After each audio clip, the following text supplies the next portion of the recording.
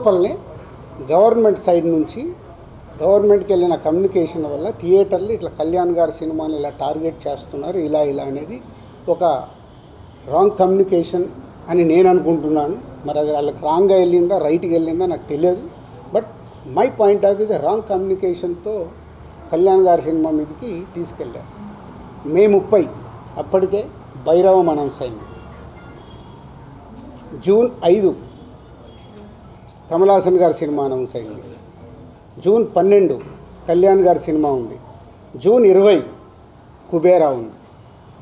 So ఈ నెలంతా కంటిన్యూగా సినిమాలు ఉన్నాయి. అలాగే జూలై 4th మేము ముందు తమ్ముడు అనుకున్నాం, మన కింగ్డమ్ అనౌన్స్ చేశారు. దానికి మేము ఇంకా జూలైలో ఇంకో డేట్ చూస్తున్నాం. ఇలా జూన్, జూలై, ఆగస్ట్, సెప్టెంబర్ కంటిన్యూగా సినిమాల ఫ్లో ఉంది. ఈ టైంలో ఇండస్ట్రీని ఎలా మనం కాపాడుకోవాలి ఉన్న సినారియోలో ఏప్రిల్, మే అనేది is a main season for film industry. Total మనందరికీ తెలుసు ఏప్రిల్, మే టోటల్ థియేటర్లు మూతపడ్డాయి. మేబీ సినిమాలు సరైన సినిమాల్ని మనం ఆడియన్స్కి ఇవ్వక, ఐపీఎల్ వల్ల ఏ కారణం చేతైనా ఏప్రిల్, మే అనే కీ సీజన్ సినిమా ఇండస్ట్రీకి కీ సీజన్ సినిమాలు లేక మూతపడుతూ ఉన్నాయి థియేటర్లు. ఇవన్నిటికీ పరిణామాలు ఎక్కడి నుంచి ఎక్కడికి వెళ్ళాయి, అసలు లోపల ఏముంది, బయటికి వచ్చింది ఏంటి? మన శాస్త్రం ఉంది. చిన్నప్పుడు సార్ నేను పాము చూశాను ఒక ఆయన అంటాడు, పక్క ఆయన వెళ్ళి అరే ఆడికి పాము కాదు పడిగిప్పిందట అంటాడు.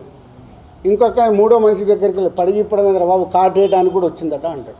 యాక్చువల్ మొదట ఆయన చూసింది పామునే, పడగైంది, పడగకెళ్ళి కాటు. అంటే ముగ్గురు మనుషుల్లో ఎంత కమ్యూనికేషన్లో వెళ్తుంది. లోపల థియేటర్ వాళ్ళు ఈస్ట్ గోదావరిలో మొదలైంది. ఇప్పుడు ఆ ఈస్ట్ గోదావరి మొదలైన ఆయన మొన్న ఒక దాంట్లో ఇంటర్వ్యూ కూడా ఇచ్చాడు.